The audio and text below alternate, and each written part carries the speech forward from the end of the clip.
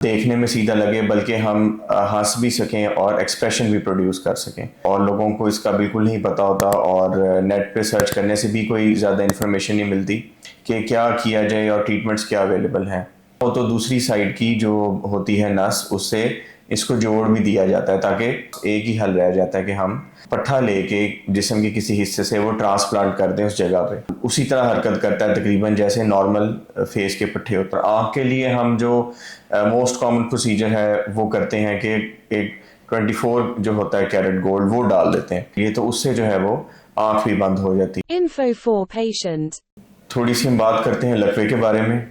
बहुत से मरीज़ आजकल जो है वो इंटरनेट पे भी देखते हैं कि लकवा यानी बेल्स पाल्सी या फेशियल नर्व पाल्सी जो है उसके बारे में ढूंढ रहे होते हैं कि जी हम क्या कर सकें। और आजकल बहुत से लोग जो यंग पेशेंट्स हैं वो चाहते हैं कि हमारा जो है वो ना सिर्फ चेहरा देखने में सीधा लगे बल्कि हम हंस भी सकें और एक्सप्रेशन भी प्रोड्यूस कर सकें।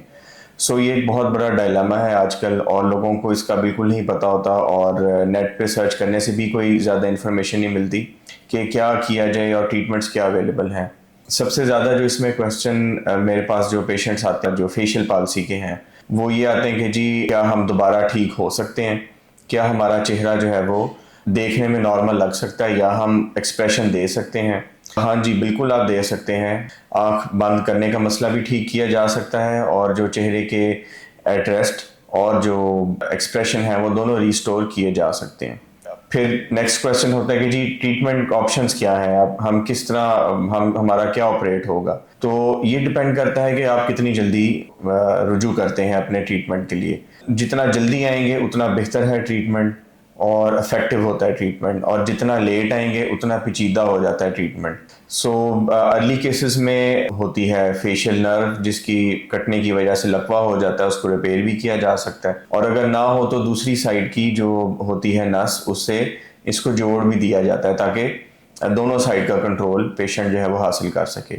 और अगर टाइम ज़्यादा हो जाए जैसे 1 साल से ऊपर हो जाए तो फिर हमारे पास एक ही हल रह जाता है कि हम पट्ठा लेके जिस्म के किसी हिस्से से वो ट्रांसप्लांट कर दें उस जगह पे। और वक्त के साथ वो तकरीबन 5-6 महीने में उसमें करंट आने लग जाता है और फिर वो हरकत करता है और उसी तरह हरकत करता है तकरीबन जैसे नॉर्मल फेस के पट्टे होते हैं। सो ये जो है फेस की वो रीस्टोर करने का तरीका है, उसकी सिमेट्री जब वैसे बैठा हो कोई पेशेंट और अगर वो एक्सप्रेशन देना चाहे। और आँख के लिए हम जो मोस्ट कॉमन प्रोसीजर है वो करते हैं कि एक 24 जो होता है कैरेट गोल्ड वो डाल देते हैं। तो उसका वज़न ख़ास देखना पड़ता है कि कितना मिनिमम वज़न चाहिए आँख लोयर के लिए, तो उससे जो है वो आँख भी बंद हो जाती है।